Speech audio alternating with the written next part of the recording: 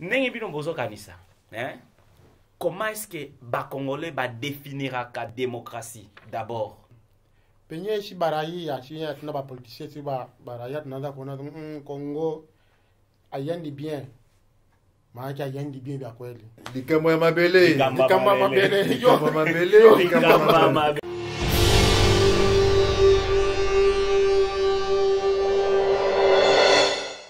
Bandeko babolingo, banduku bapenzi, bampangi ya munu, bana betu, mbote mingi komona papa noble.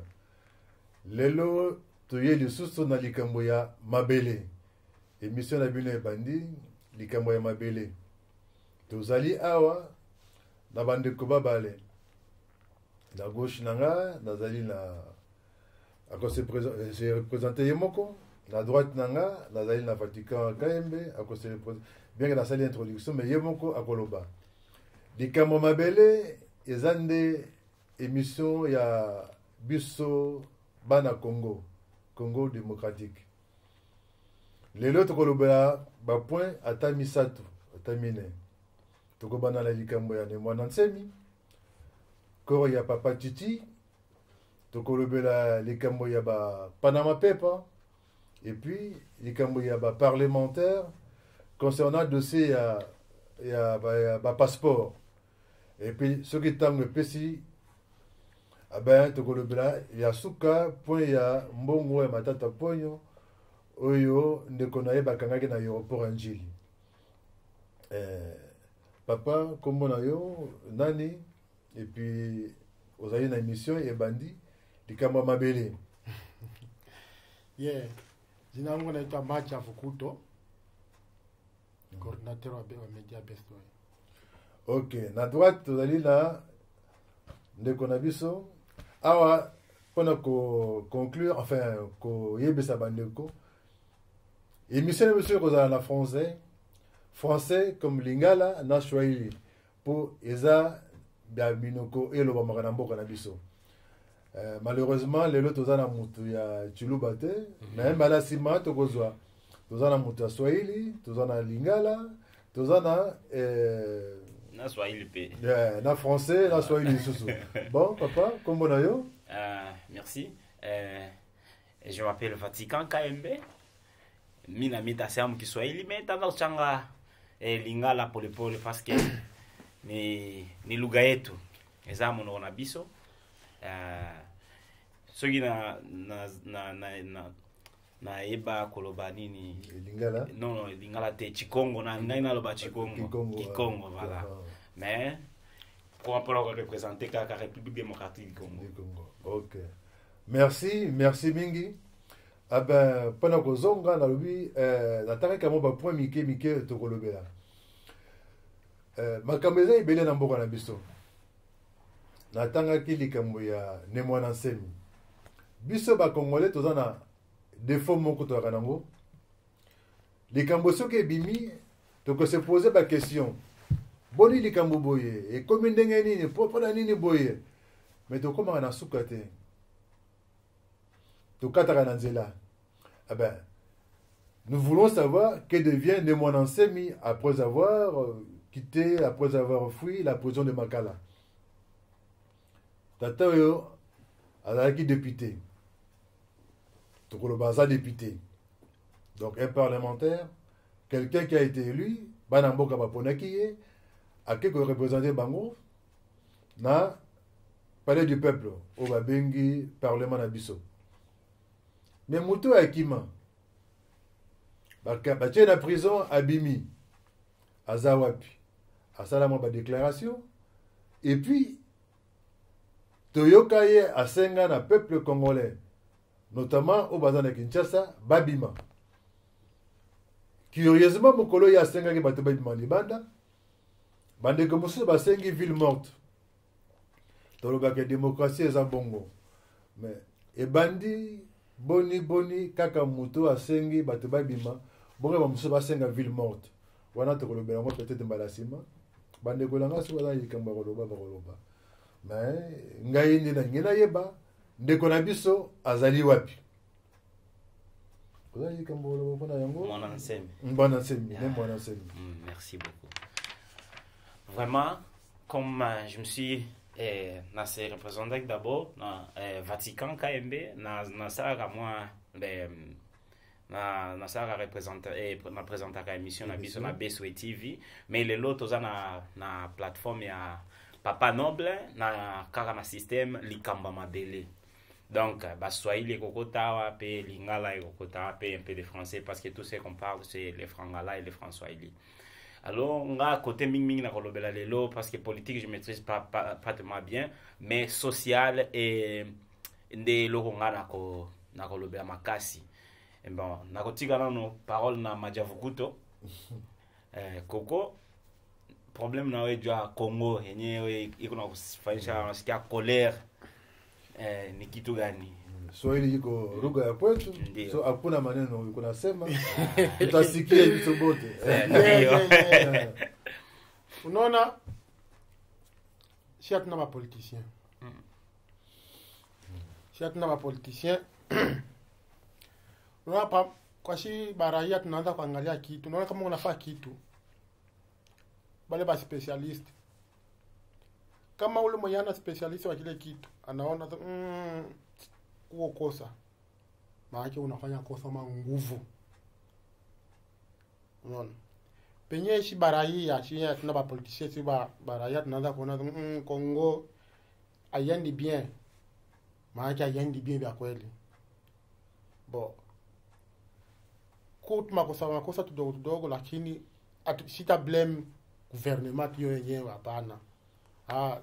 Maki ensemble ya Congo, maki ensemble ya watu bote raia nani shibote tunachangia mambo ya destruction à Congo. Yes. Bon, naza ko intervenir. Najua ke Papa Noble oza plateau na yo mais kaka makila ki journalisme za. Na la parole ko loba parce que bimisi makambo ya moto yo akima ne mwana sema dikamango ezanini. Yango bimakila ki journaliste za makati awa. Na lingina zongela Koko Majavukuto na Papa Noble. Na ngina animé moi moké na poser na no moi question moi moké boy. Ndenge bino bozo kanisa, comment est-ce que ba Congolais ba définira ka démocratie d'abord? Démocratie. Topé biso moko awa, ndenge ni to comprendre ka so ba lobi démocratie. To comprendre ka ngoza nini? Majavukuto na ebité avant na loba na tigelo na parole parce que olobi kama on a ba benya bana ba spécialiste, bana wana sema apa kitu kinenda mbaya, cela veut dire que kinenda mbaya kweli. Unaweza kuexpliquer je mo cadre ya démocratie lenye ba Congolais ba pense démocratie bana kwa ne comprendre ni kitu gani au kinaona fonctionner je au wewe mwenyewe wakina kuona comprendre je pouvoir ya peuple yenyewe iko unlimited. Maana tuseme peuple itafanya kila kitu kile atapenda selon bo. Ndio wana comprendre. Maana par exemple mtu anaweza kutembea anavunja kitu mubarabara anasema demokrasia basi mfungi iko demokrasia. Unaona? Bana comprendre vile. Jo selon mimi. Lakini suivi à démocratie selon définition ina ndio vile kupana. Oui, selon définition. Oui, unaona je tuambie. Démocratie ngolo bani d'après yo. Ngai. Merci beaucoup. Papa Noble, selon ngai namona ke démocratie ni to ba démocratie. Il y a makambo ebele. À part ba vote, on tout ça là. Donc démocratie d'abord ils a entouré na ba loi. Ngana lingi que to définir en mot ndenge za na dictionnaire. Na lingi ils a la sens au peuple congolais aza ko comprendre démocratie eza nini. Pour ce qu'on a vu dans dictionnaire, vu la yango na loba na sens wana to comprendre to compréhension nango bimi na balabala opesi mutumiko otuni démocratie elingi koloba nini. Soki ba we bazanga Congo soki ba kiko sala pe bongo ba chroniqueur ba journaliste ba kiko sala pe bongo ba tamble na micro ba tuni pe bato. Est-ce que démocratie bino ndenge tozawa to comprendre na kango eza neni ne ko définir parce que bato yoso ba kenda na classe. Ma classe batangisa biso la démocratie c'est le pouvoir du peuple pour le peuple et par le peuple. Tokati wana. Mais soyo koti démocratie eza ko respecter ba loi nyonso démocratique. Donc démocratie e bandaka na ndako. Oui. ebandi na ndako ekei na bacommunauté na baavenir na batribu na basociété ti na côté ya gouvernement na sommet des sommets jusque tokomi na côté mpe ya maponami. Mais sikoyo soki congolais alors ye akomprenaka démocratie ezalaka kokende na maponami wana esika tozokende mabe. Faut comprendre que démocratie eza d'abord comprendre que papa noble azoloba nini. Aza na droit na ye akoloba azoloba, mais ngai ata soki na ndimité oyo azoloba mais na respecter quand même penser na ye na ba parole na ye oyo eza ya ye. Le côté qu'on a moni tous en ayo d'accord en quelque sorte débuté de connaître autoloba.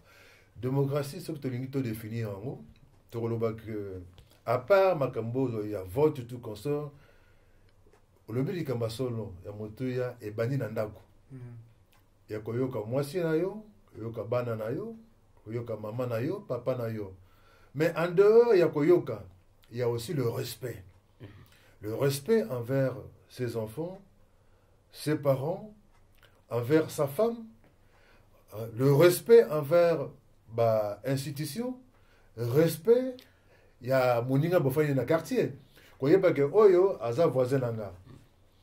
Mais la roque dans le parc on a été ok balamoko au boucle le parc on a été pour c'est la démocratie. Non, na combat démocratie. Non, c'est pas démocratie. Non, le balisou sur papa noble. Oui. Comment est-ce que yo obike ozo senga démocratie et kotana katamboka. Mais yo moko soki to bandi ko discuter na yo peut-être makamba politique na obike omoni Kabila place wana sala ki bien. Kaka tango na soki na tanga ka komba Kabila wana. Pensez na nga kuto olini ko yoka ngote. Et comme yo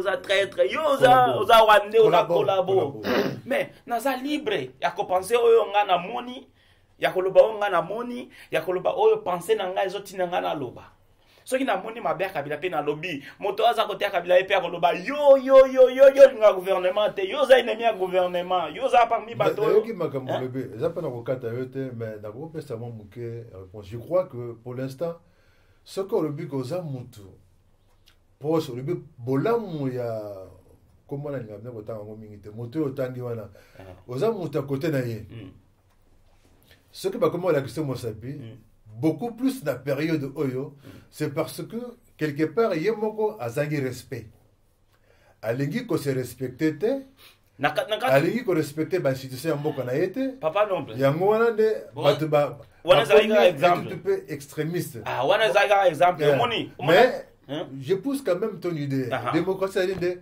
kondima maloba na yo kondima maloba na ye kondima oyanga et puis quitte à moi de tirer la conclusion ya maloba lobi wana en français on dit le conflit des idées hein, dans le conflit des idées jaillit la lumière quand il y a un conflit d'idées oya yo oyanga ya ye ekobota pe lumière ekobota lumière mais siko ekobota nini so yo zolinga kaka ngai nazala peut-être nazala nanga ka moto Kabila par exemple so yo za moto Kabila olingi nga nazala moto Kabila na bana olobela Kabila so yo za combattant olingi nga pe nazala combattant na bana olobela contre le gouvernement en place mais finalement ozo senga pe démocratie ekota na kata ndako bana na yo nyoso lingi te moto atangata so imwana na yo azana kata ndako lobi omoni papa Chichi par exemple papa Kisekedi omoni papa Kisekedi azaki moto malama bandaki so yo za contre Kisekedi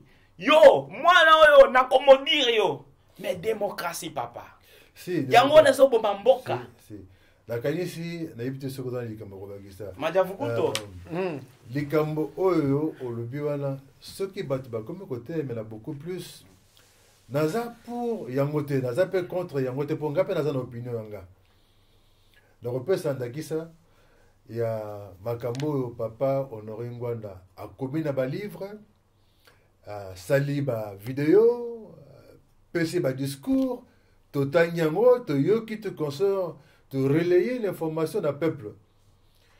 Mais ce qui est le peuple a commis un point, Yakobo y a complètement que Balingi Kouyokate, c'est parce que d'abord, te papa ba oto yoka. Ah, nga côté na nga na olobela na compréhension à démocratie na ebité ma Non, la démocratie, je suis d'accord. Non, il faut ton dima, mais sans on dirait que sans bitumba. On dirait hein ma jafukuto. Bon. To bundate, to soanate, mais to yoka liboso makamu mutaza nango. C'est ça le plus important. Non, papa Oui. noble. Oui. Problème est quoi hapa? Bon, mimi ndaka sana mu mifano. Una demokrasia ya Mungu. Mungu yuko pale. Na shetani yuko pale. Kuko benye ukienda kwa Mungu, ukienda kwa shetani, Mungu atakwambia, "Oh, unaenda kwa Mungu, ukienda kwa shetani uko libre." Uko libre. Kenye tuko nasemea ni kusema tuko napenda tulete demokrasia si benyewe mkongo. Nasema tufanye hivi mais si benyewe tuna démocrate. Lakini kwa kuangalia wewe mwenyewe unaona wewe mwenyewe unapenda uinstall kile kitu chako wewe mwenyewe au kifuate. Alafu ukikua pa kile kiti utakifuata. Papa non. Oui, mais moi je comprends. Te na katiote. Il faut compléter na compléter. Parce que biso to lobela omoni to côté politique te to lobela biso ba peuple na ba politicien bango en tant que ba congolais. Congolais d'abord. Pour sala eloko linyo sala, pour amener eloko linyo sala, pour achever eloko linyo sala, pour conclure bien. Il faut d'abord yeba likambo, introduction nango, développement nango, pe suka nango kozandeni. Siko yo ozo déclarer na tu auras besoin de démocratie ko ta kati mboka, hein? Mais yo moko démocratie yango moko yo yebe yango te. Mais est-ce que vous savez lango bien? Non, voilà, je crois que to yokana madame. Lelo les Camboya démocratie. Ezana ba mboko etamboli pona démocratie. To kamataka na mboko to fandi. Pona nini babanga ba leader d'opinion mususu te. C'est parce que il y a des institutions fortes. Ba institution est fandi. Présidence ezali, parlement ezali, gouvernorat ezali. Et puis, équité dans le quartier, bourgmestre de la commune et conseil de district. Yosoko ye na ebongawana comme premier ministre. Ils ont une fonction, une attribution et un premier ministre. Oyebi yango mosala yunini. Ozali ministre, oyebi ba attribution na yo ezali nini. Ozali secrétaire d'État, oyebi ba attribution na yo. Osala mosala malamu. Mais et pas na biso, je crois qu'il y a une confusion. Toyeba raté. Place na yo ezanini. Okoyoka nani, okosala nini. Et puis il faut ajouter trafic d'influence le sous. Respect ezate, d'abord il y a ba institution ya moko. Ndaki ça président Nabino. Mandat esili ayaki malamu. Ningo likambo lobi ke non, soko za opinion ko lingaka ye. C'est vrai, Makamayaki nango. Bien que constitution dès le départ, tout le monde a dit que Esaïa a bisoté.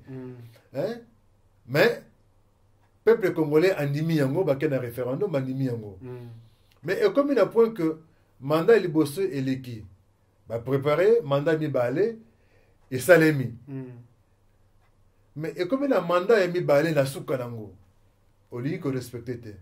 Mais démocratie, ce que yo dans les colonies qu'on respecte. Bon, le peuple n'a pas respecté. On est nini. Bon, papa noble. Oui. Bon, papa noble.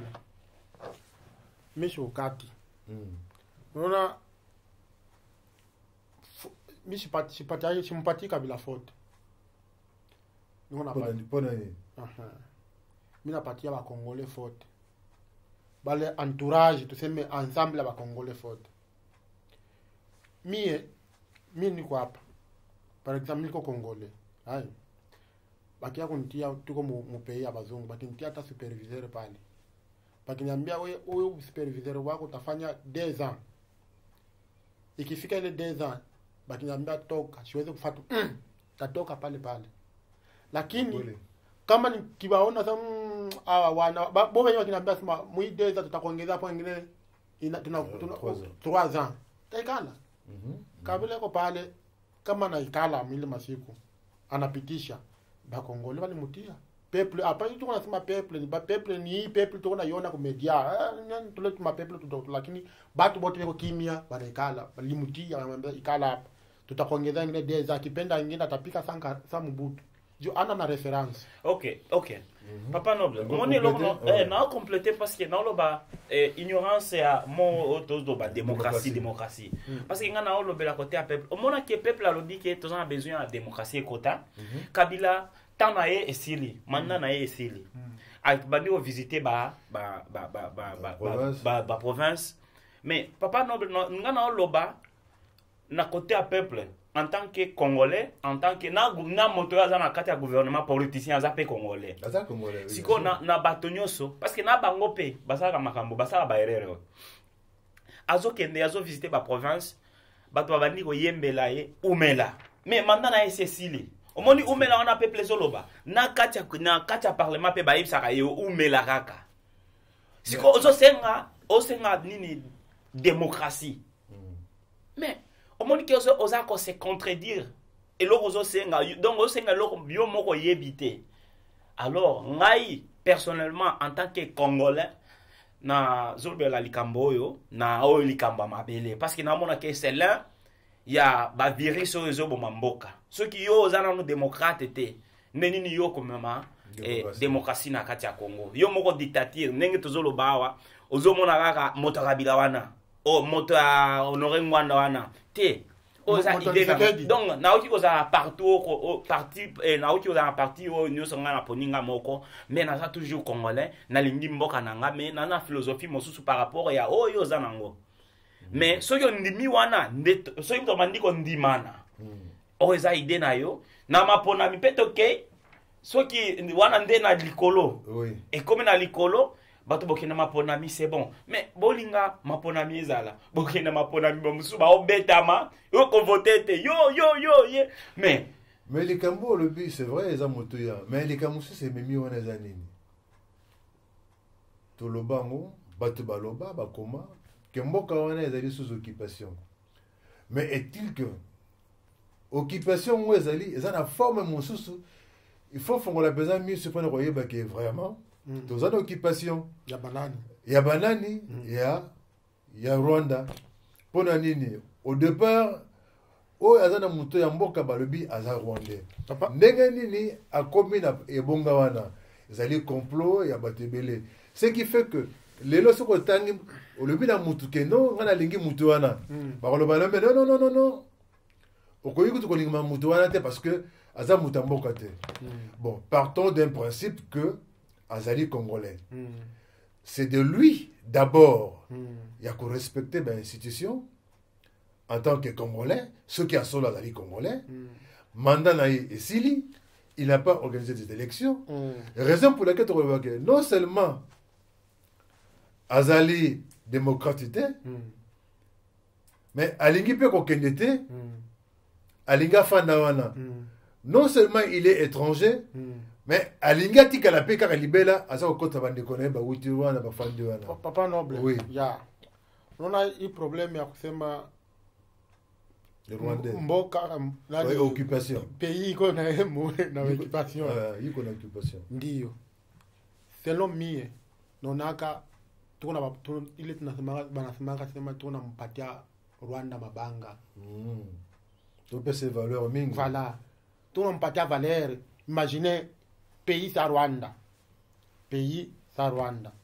ukamata na pays sa Congo kisha barwande baoccupé baikana no barwande baikale kisha baanze kuangalia ba Congolais tukumkulia barwande bantuonea banapanda na bo valera bo nikusema je Congo nishibe nyiba Congolais njo tuko na yaribisha aina munadi aina problem ya Rwanda si olobi nishibe nyeo ba Congolais pakisema tutoshe ile idea kusema Kabila ni Rwandais efe tuko nasema Kabila ni Rwandais njiko na mwikalisha pale kama nasema okay tuko ba Congolais tupikane shibe nyeo kwa ba Congolais kama ishatoka ile tuko nasema ni Rwandais tuko na mheshimia bali tuko na muogopa ni Rwandais tunaikana ni Rwanda lakini tukisema mambo ya Rwanda tunako iwe awe Rwanda iwe Congolais iwe nani okay. Tuko naona mambo tunamjua ni Congolais okay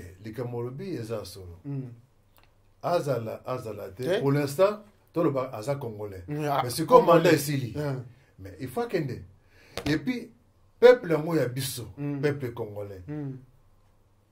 Et monsieur le baramakamu ya mabele. Mabele yango ya biso, ya bakoko na biso, ya bakoko na biso.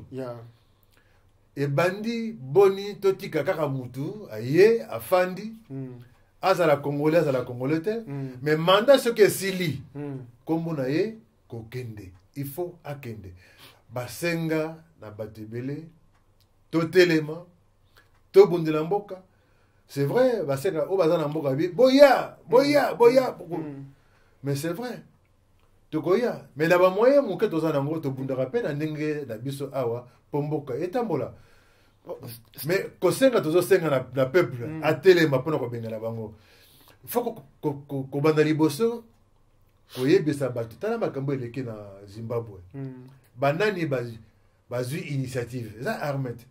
Na armée même bata ba Rwanda bazali basa combien les kamolubi na solo. Tozo pesa ba ronde valeur kama mingi koleka. Bazali combien ba Rwanda na armée.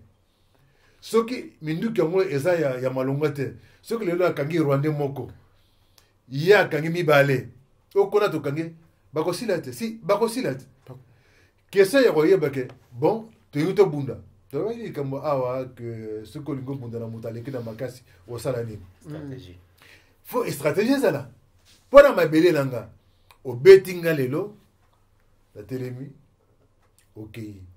Mais na kosela peut-être ngonga mususu po ce qui va bêtir ko ba tike donc ba betinga si donc arbeta nga mikronos non tango koleka pona yo bitumbe sili mabanga ezalite nazuka bakata libanga na zelo quelque part nzelo olekaka na bambi libanga monene Papa noble. na zui nzete na bambi nzete Papa noble. bitumba ya mwana Oui, papa noble. Ngai nazo nga au moins nento lo ba nga na okima na politique mingi parce que na okota na côté nini ya social ka no ba ka côté social parce que nga na mona ki au moins di fondation pour démocratie fan da penza ninga banda ko lo ba ezala karandako moni soki bana baza bien éduqué ba ibi ko respecter opinion moto mosusu ti ezokola ti e okoma ti mwana azokola akokoma pe gouverneur azaka na même idée so ina comme président il faut na yeba ko respecter idée ya bato na yeba ko respecter constitution na yeba ko sala bilo ndingo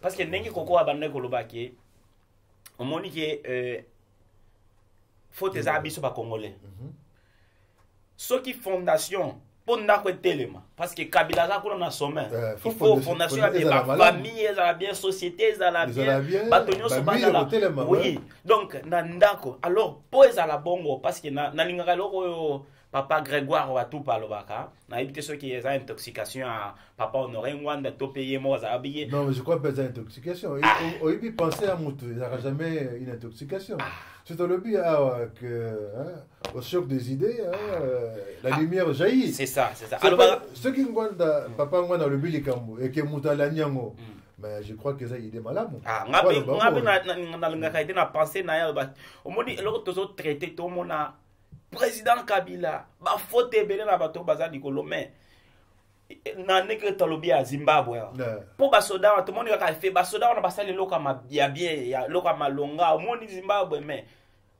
fondation de base baza bien éduqué pour ba ça na kambo il faut que ta na ba fêter il faut que ta là et lo ni ne sali bango ba agir ndenge ba agir lelo mais eloko ni ne saka biso to agir ndenge tozo agir lelo pays na biso pe ezo kende bien te d'accord mais ils ont un problème à la famille ils ont kende na ba société na ba église na bipai donc partout pendant qu'on compléter les kamolobe ça solo mais tu y ba déjà que ba génération ezaka moi ebele na kati ba génération ya papa na biso ya ba bateau ba joki indépendance oyo ba telemaki na 1959 na 60 ba zui indépendance classe batanga ki ba mususu ya malonga peut-être moi je me rappelle encore mon père à ça simplement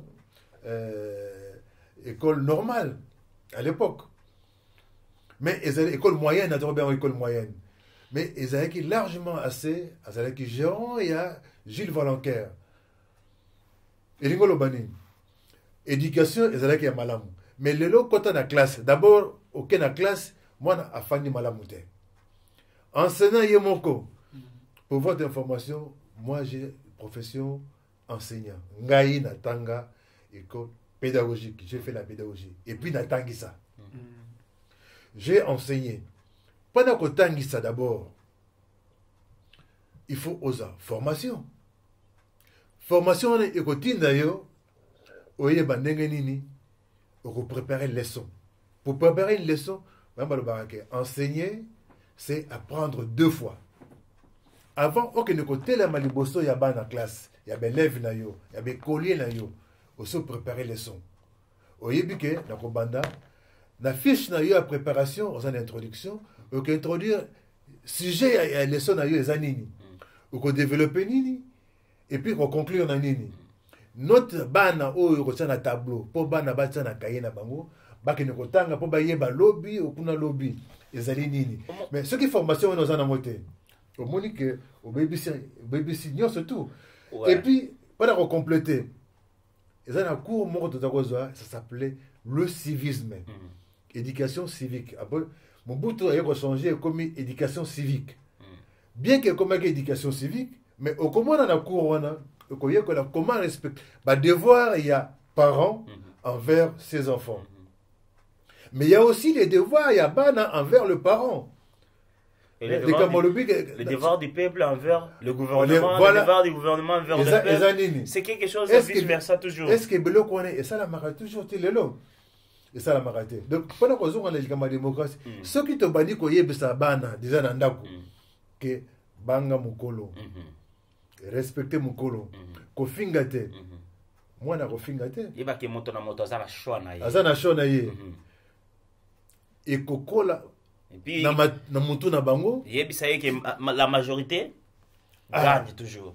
Non mais oui faut bana ko yebisa bango que boza combien na ndako bon lelo na fête ya Noël bokozani neti bana na deba so aponaki eloko balingi balami balana ndako bolingi nini basa baponaki déjà papa noble naka taute omoni ngana ozonga omoni lokola na mboko toza Grande-Bretagne voilà toki na soki ki na ba post office au telemi yo moko partout donc bisika oyo au telemi boko zala ko boze lelo moko boye des gens font une tour donc moto oyebi sa yo te kota na yo moko omonaka il faut na kota ba telemi moto eza éducation moto donc kola eza kana ndenge moka eza na ndenge ya démocratie donc ordre moko eza loi moko démocratique oyo azaki liboso na ngai il faut na zela yango dans le but il faut ko bandela les sous donc ngana ko bandela les sous ko éduquer la masse que éduquer réforme voilà réforme mais pendant ko bandela réforme yo kanisi na Congo wana ce que lelo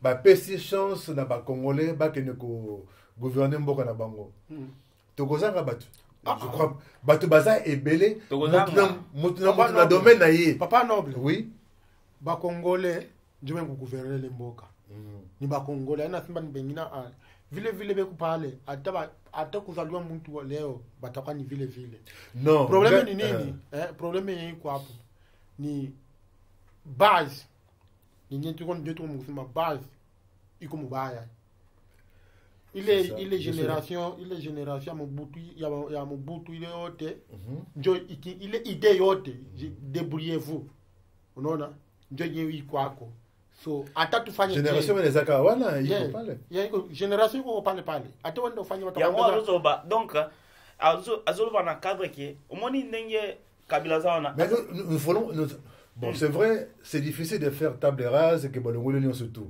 les en abattu to récupérer malgré ni na bango et puis tango Fidel Castro dans le belango mingi pourquoi parce que j'ai visité à 2 reprises le Cuba tango aye ko au pouvoir en 1959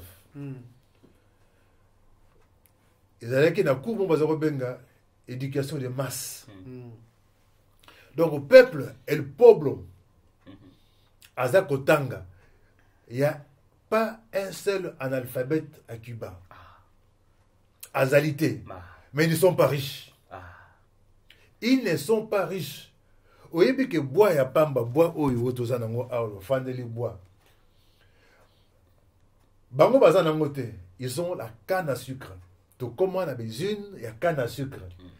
À partir de la canne à sucre, bazako récupérer ba déchets à canne à sucre pendant qu'on salango bois. Donc bazosala bambetu ozobelaki éducation et voilà éducation il faut ezala il faut kobanda nanu koéduke peuple bana mike donc génération oyo kamwa nini wana ya kofinga bato eleki mpo kofinga c'est vrai que komi presque na kamwa totamboli mwa mingi bapoint oyo na énuméraki awa na ndimi teke tokosilisa yango nyonso mais oyo tolobeli eza très important eza ya motuya mais po ya suka na lobela awa eza ya éducation ya respect kofinga bon olobi que faut qu'on respecte maloba na yo yo po olobi yango na pareil il faut qu'on respecte opinion ya moninga c'est vrai qu'on respecte opinion ya moninga c'est bien bon mais il faut pas qu'on finga quand même à partir du moment où il respecte l'opinion il faut pas qu'on finga il faut pas qu'on boit les libanga il faut pas qu'on bête il y a une autre façon dans beaucoup de fandi quand même on a appris on prend pas la machette il y a qu'on bête à mon tout parce que à une opinion n'engagée on prend pas énorme il y a qu'on tirer raison pour laquelle il y a une prison papa noble nakatiote au moni ndenge tolobela makambo ya éducation de base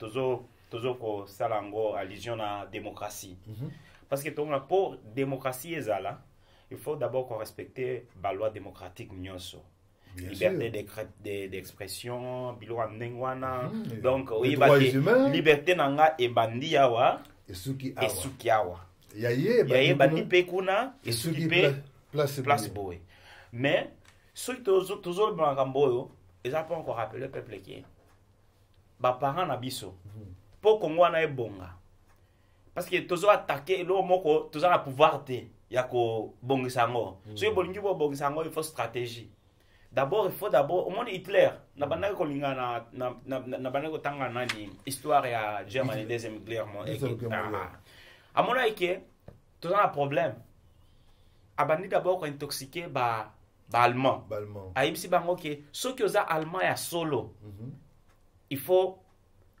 ozala na force à travailler d'abord allemand nyonso akomi ayebana donc amiyebi ke nga ndenge babenga allemand boye il faut ozala na force ya kosala et puis soki osali malamu apesi yo pe congé okei na bacruise otamboli ozongeli pe alobi ke bamama pe bafanda donc elo asaki d'abord aidikaki la mort bateau. Yo, mais comment est-ce que toi tu t'appelles Congolais? Tu juges d'autres Congolais? Et puis, obike nenge ozoloba Swahili, yoza Congolais te. Nenge ozoloba Chiluba, yo nde motozo détruire Congo. Yo zoloba ki Congo, bino nde bato bobomi Congo, siko bino bato mangala nde kutu kolobate. Siko discrimination entre nous-mêmes. Comment est-ce que nous allons faire les Congo avancer? Comment est-ce que nous allons achever la démocratie avec de telles attitudes? Ok. Bon, pour l'instant, on a abandonné le point on a numéré qui est liboso. Donc, quand on a point, il y a ce qu'on le parce que nous avons dit qu'il y a vraiment, il y a motoya, il y a point moko saillant très important. Parlant de la démocratie, accepter l'autre, ils allaient important. Zaki na mokonzi wa yaki na deuxième république éducation pour Congo est bien réforme quoi ouais biso to kokufa mabele ekotikala bana biso bakozala mabele na bango bakoko na biso bakotika bakozala na mabele na bango mais ce qui est là comme mutasala ki même Mobutu tabi asala ki 32 ans il y a dictature ce qui est là est là ko ya malamu o ya asala ki ezalaki de asa bomoko asangisaki peuple congolais zaïrois à l'époque oyebi que osa originaire ya province ya Bandundu mais osalaka na yo na ba Congo osalaka na Zaïre osalaka na Katanga osalaka oza muta Équateur oza gouverneur ya Bandundu ya Zaïre ya Kivu et ça, le gouverneur Koutou Moussou, Tilelo, Balelabango, je prends le cas, par exemple, il y a 12 ans, Bombo, à la province, il y a Bas-Congo, 12 ans, Bombo, où est Kasai. Si au moment que Montazolo Baké, Yosa Congolais, tu peux douter d'identité, parce que le Baka, telle langue.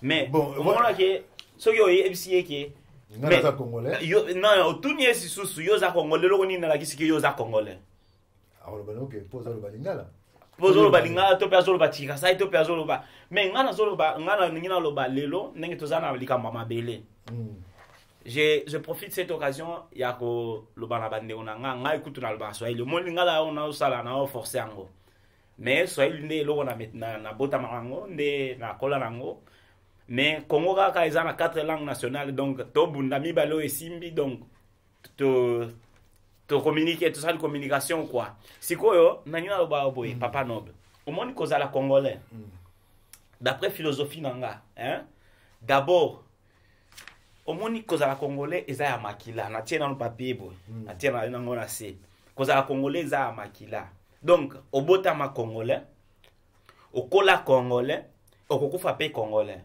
donc cela veut dire que yo dango zo pema na yo ndenge zo bima pe zo kota eza congolais omoni qui est en train de makila na yo ozo tambla na nzoto eza ya ba congolais donc na benga ko makila congolais donc psychologiquement parlant oza dominé kaka na atmosphère kaka ya bu congolais na lo ba qu'est-ce que la congolité alors ceux qui oza na makila wana okozana na souci ya yo moko ndenge ozo mona ki oza congolais ko bana oza na souci ya mboka so nga na yo toza na makila moko donc na oza na souci na yo voilà être congolais donc aimer le Congo travailler pour le Congo na limite que ça va pesi yo lelo manduki okena koboma bana na koboma te parce que je suis en train de saigner la congolité ah sikoyo wana nde congolais à solo pas parce que lobby lingala pas parce que lobby swahili pas parce que lobby chiluba pas parce que lobby non na ina compléter les comme lobby je crois que Ndekonanga a complété qui congolais comme tel lelo ce que comme à niveau où il sous makasi c'est parce que nous n'avons pas des institutions fortes. On a besoin des institutions fortes. Oh, ce que y est, mandat sili, ok, c'est bon. Mais, tant que zawana, ce qui m'appelle c'est qu'il y a mutu. Carte na yé identité en tant que Congolais. Attends, mutu douté na yo. Mais au lobby d'ailleurs, pour ce que tu amènes à balabala, au tuni aux anani. Bon, bah, évitez, hein, vous avez mutu mwindu, la cause à la français, cause à la britannique, cause à la allemand, cause à la congolais, tout consort. Mais à partir, il y a plus d'identité dans yo, bah, voyez, bah, que non, yo, aux alliés mutu, il y a un bon caboué. Mais il n'y a pas d'abus ces atteints. Quelque part, on dirait que c'est voulu, que Batumoko, bah, lingé à la bongo, comme ça, qu'il y ait la jungle. Il faut que nous soyons tous à la maïle, tous à la éducation de base. Tous à la maïle, on a besoin de la raison pour laquelle. Tu peux savoir, ma parole, les camarades belle, les camarades belle, papa noble. Les camarades belle. Il problème, il y a ma éducation. Éducation, oui. Éducation, Dieu incarvisha il est mkiniwetu sana. Ni kuvunja iko market atuna market shiba Congolais market education aina tujune na unapata balisa mina shanga mkoko balisansia lakini unaangalia mtu unafanya kwa hiyo ni licencié wewe unamdute kwanza pona nini selo comportement yake nini bioto unaangalia sema no hapana nataka kurudia problem ya mambo ya malange mambo ya malange mambo ya malange ni kitu kimoja kiko kinanikwanga nisumbua sana mimi. Imagine tuko mu Grande Bretagne, hein? Hapa tuko mu Écosse. Bien sûr. Deux pays. Angleterre na Écosse. Natoka Glasgow, hein? Nenda Londres. Natoka Écosse, nenda Angleterre. Sina besoin d'interprète. Non. Unatoka Kinshasa, unaenda Lubumbashi, unapenda we besoin d'interprète. Congo yetu. Donc vous avez besoin d'interprète. Non, vous avez besoin d'interprète papa noble. Donc mais ce que le bilingue a mutu so. Ana boti banani banasema lingala. Ana boti wa Kinshasa banasema Swahili. Ana boti banasema Chiluba. Tena kwa kuangalia president anafanya discours. Anafanya discours mu français. président de la République. Tout cas, à peu près, 78 millions, il n'y a pas Congolais. Bon, oui, on dit À 80 peu près, millions. 80, bon. Recensement, il y a une unité. Bon, la Chez nous, c'est une jungle, il y a une unité. Tu n'as pas 150 millions. Tu as recensé, tu devais tu l'as assaini. On dit around, donc environ 80 millions, voilà. Bon, tu tiens les 80 millions. Tu débuté, l'équipe. Bon, tu tiens 80 millions. Nord, sud, est, l'ouest. Il est discours. Anasema mfransi anakamata na karavati na wikala anamaliza bale bengine bale bya pembeni unamuuliza president anasema nini hata nilimwona tu atakwambia niliona tu karavati ya president abi mwingi yani ile maluka iko kisampila bo tunakuwa kuangalia hapako kwa president hii mambo tena ingine nilienda kuona bo nilikuwa kwa Afrika pa sasa na inaingisha ingine mkanisa inatoka makanisa inaingia na ambao inatoka kwa government inaingia makanisa inaingia na mafamilia inaingia mcommunity hata na mabisi il faut kwa mbisi recevoir il faut anza kuongea muluga moya yeye kama l'intimidation anaweza kuongea recevoir anaweza kuongea anafika pale anaongea mu français na en plus anajua sema recevoir anaongea Swahili anaongea Lingala anaongea nini anafika anaanza kuongea mu français. Unaona anaanza ni lugha kitu kimoja kwa intimidate kuongea lugha yenyewe utajicommunicate mu watu wote. Unafika pasteur eko mkinshasa anajua Lingala majorité Lingala Kenya anaanza kuhubiri mu français kisha anaanza kuangaisha interprete anaanza kuangaisha interprete anatoka mu français anaingia anatoka mu français anaingia mu Lingala anatoka kutoka mu Lingala anaingia mu français. Unaona bile vyote vile. Pour moi, on peut décrire ça comme si crise de l'identité, crise de langue, crise d'identité. Et puis, voilà pourquoi notre langue. Qu'est-ce qu'on peut décrire comme la langue congolaise? Le Lingala? Non, tout ça, on a 4 langues nationales. Le Chiluba? Lingala, Swahili, Chiluba, Kikongo. Désordre. Mais, non. mais, pendant 32 ans, il n'y a rien à Mobutu. Alors, peut-être, il y a un discours, Lingala. Na Lingala. Na musupe na français. Non, na français, quelques rares. Hein, na français, parce qu'il y a un yoka ba discours rebelle à mon aux Nations Unies, peut-être, bien tant on a Ouya, peut-être. Mais, les Congolais, ils vont comprendre. Alors, tu vois, Lingala, que Lingala, ezali langue ya armée. C'est bien vrai que ça là qui est armé, bazaroloba quand même langue wana, mais et ça là que est dominé en quelque sorte la langue mususu. Oui. Papa noble, au monde n'est tout le bel likamba mabele.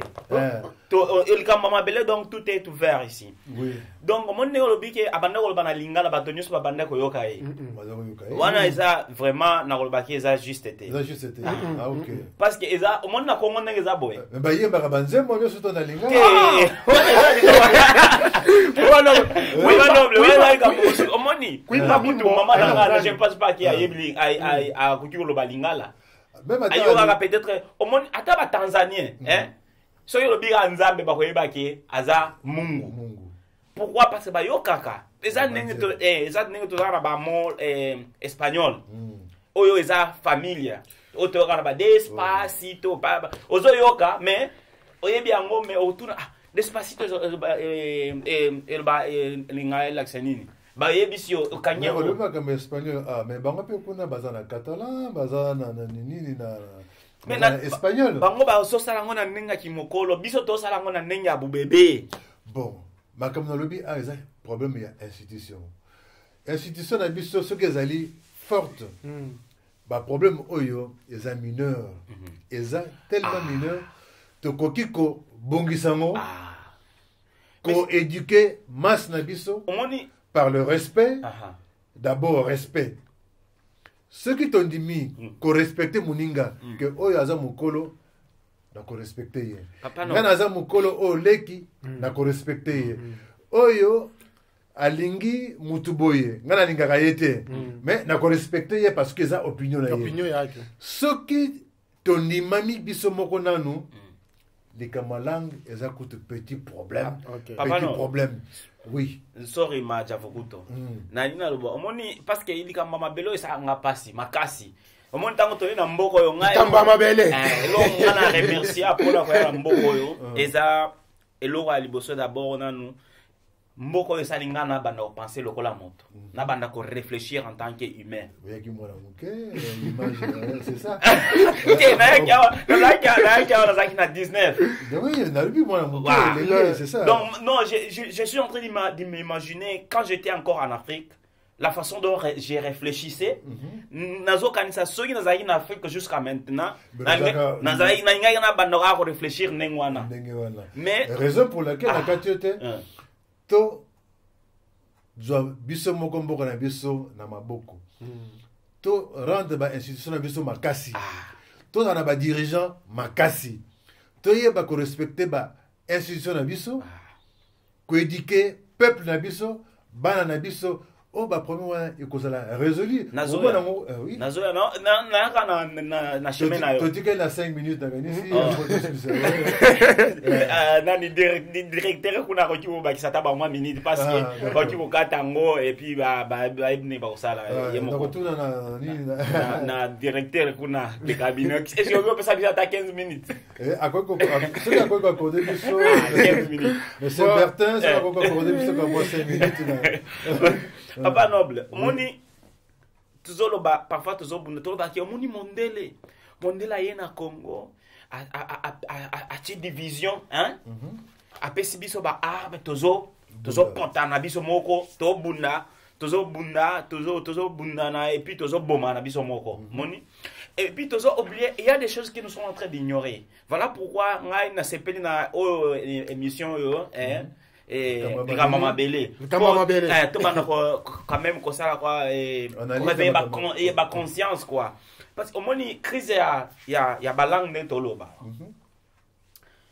et ça alors mon moqué parce que toyebi ke lingala za langa Congo et Swahili za langa Congo et Chiluba za langa Congo donc nyoso wana za abiso ce que ça une opportunité à koloba balang nyoso wana donc tu as cette habilité là donc gloire à Dieu il faut ça ya kobakisa.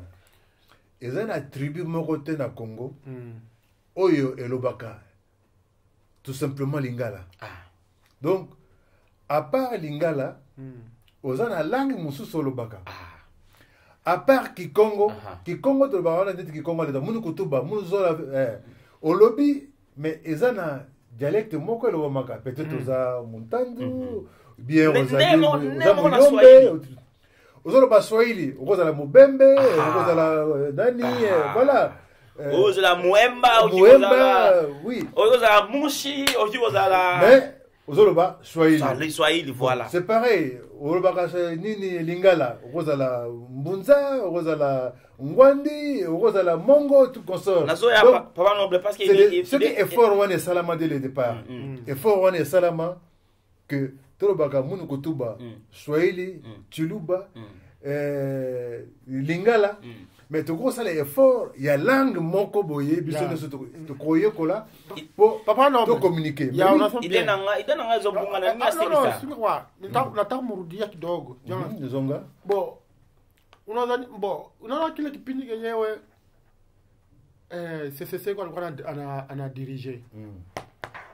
Bakongole tulikuwa na kanini kablangeti fermeture oui les yeux fermés voilà na ndio maana tulikuwa naona ile vyote alikuwa anafanya bibaya bizuri binini tulikuwa naona biko tu bien parce que on était chez nous c'est comme ça non hatukuwa na ile kale ka éclairage kadogo on poussait pas le raisonnement beaucoup plus loin hapa na koyeba hapa sasa Kongole wote anaanza alamuka anaanza kuona unaona anaanza kuona na njoo ningesema hata pale ingekuwa ile malangi ile kabila ya Mbutu alikuwa anasema anafika hapa anasema Mulingala anafika hapa anasema Mulingala tuma discours yote Mulingala kama tungekuwa kama ni bakongole ba ile masiku bangekuwa naona kungekuwa ile tena madesordre tulikuwa nasema hivi unaona sasa pale mbele ilikuwa tushalala sasa hapa sasa ndio wakongolo wote wanalamuka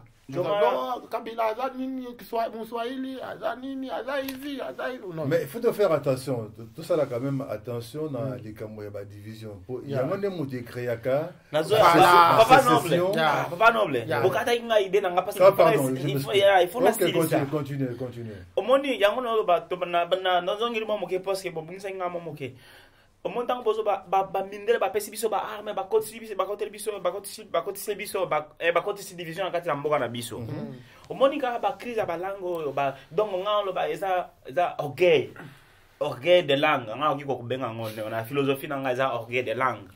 Ce n'est pas l'orgueil de la congolité, non, c'est l'orgueil de langue. Partout. Oui, explique-toi. Donc na olobake kaka pona makamba ba langue biso moko to komi ko bunda kaka pona ba langue to komi ko bunda yo na yo ka ba mission mosusu moni ke bakasa nde bato ba bomi Congo baluba nde bato bazo ba désordre na kacha Congo ba Swahili nde ba grand collabo bangala vraiment bangonde ba désordonné ba kanisa batima mais batimba te donc bloka ndengwana eloko na zo sala soki yo balingala kutata biso zo ba ignorant parce que ne tolo balingala ça ne fait que projeter le Congo parce que lingala za ya tribu mokote eza ba congolais nyoso soit les ba congolais nyoso je sais pas pour les Chiluba et les Tikasai mais pour les Kikongo peut-être c'est pour tous les Congolais mais okomona kaka pona balanga mike tozo bunda biso moko sikoyo pona nto déclarer pona manduki raison pour laquelle nazongo ile nsusu awa pona mabele na biso zane biso moko ba congolais toko jugeant tous se prendre en charge. On a besoin des responsables, des dirigeants responsables qui doivent réfléchir que pendant les Camerounais il faut tout faire la dans la commission boye te réfléchir les Camerounais. Et puis, gouverner un pays, gouverner c'est quoi c'est prévoir. Donc, ils ont un atelier, ou un workshop, Fandi, Bazako Kanissa, dans l'avenir, dans 10 ans. Parce que déjà, Bazako Kanissa, ma voiture électrique. Bien que matériel en haut, minéraux, ils ont route pas n'abissement, Bazako Iba. Mais, Bakanisi, pourquoi? Parce que, Bazan a un souci à y venir. La raison pour laquelle Bazan a donc c'est à nous. Les Camerounais, d'abord il y a pouvoir. Ce que pouvoir est fandi, tu pouvoir. Babakambo n'a rien si moteur roya sima. Quand même Nzela, c'est que Batouba s'exprimer, bah peut sa opinion là bango. Papa noble, au monde lorozoloba, ce qui te jouit pouvoir. Et ça quand même ngai d'après philosophie na uti mona ki eza moi et eza ko se déconnecter na ndenge Congo zokende parce que ce que le but de pouvoir to za ngona maboko pouvoir eza abiso donc atana tanga ya Mobutu pouvoir eza ya abiso mais juste Congo banda ko kende bien te OK kozo pouvoir na ebite soki toki ko lobana ndenge ya basuka poto komi suka poto kata baba nakati yote mais to komi tango to tala ba pesi biso tango monsieur Bertin avec ce biso mangonga to suki sa na niveau wana alors tolingi sikoyo koloba que to komi na suka émission eza ya mutuya to ko bandela momba la sima il des alliés. Ceux qui te disent pouvoir, la Koye Koloba Boye, pouvoir, tout ça, mais ils ont beaucoup de bisoté. Pour Bato Bazako Konzabiso, ou Azako diriger biso, Bazoyo Kabisote. Ceux qui bayoka qui attaquent biso, ils ont un dengue moussousou. Bazoyo Kabisote. Raison pour laquelle, donc, il faut, Tosim Bango d'abord dans Maboko, Nabaïde de Zanango. Pour il n'est pas dit que tout réfléchir. On a déjà réfléchi. Ce qui comme va programme ça déjà. Ce qui les autres du pouvoir, na domaine à quoi y a des locaux à lingi pour asala les nécessaires. Au monde na Kongwana, na loba, au monde na Kongwana faut motonyoso na tota caméra yo.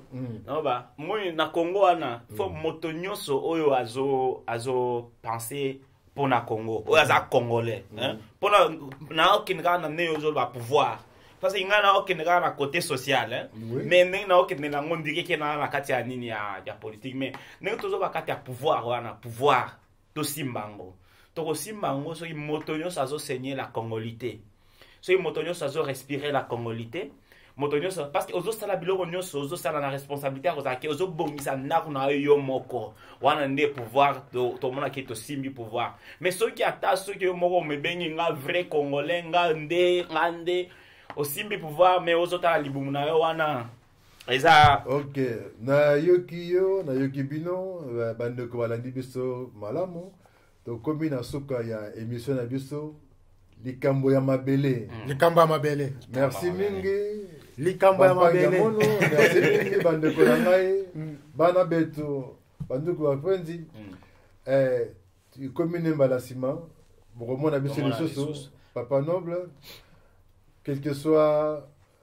ba question toza nango dernier mot la biso papa noble dernier mot oui allez-y pona lelo nga kutu na sepeli lelo makasi na majavu kutu amoni ke vraiment na sengo na lobi kutu lelo mais j'allais dire seulement que na préparer nini na Best Way TV to préparer elo mo na mémoire ya grand prêtre Vieux Chichi na ne ya héritage ya tikila biso quand même na bambulo ya salaki atika ba héritage mo to tik to zaka ko ignorer alors na Best Way toza quand même to sala lo mo boye to bongisa ngo we poto présenter na peuple parce que wango pe to ibaka pe ko kumisa to basala limboka si même ata mutu asalaki mabe ne na yokaka mutu abotama complètement mabe azate mutu nyo surtout azana une part ya mabe une part ya bolamu na ye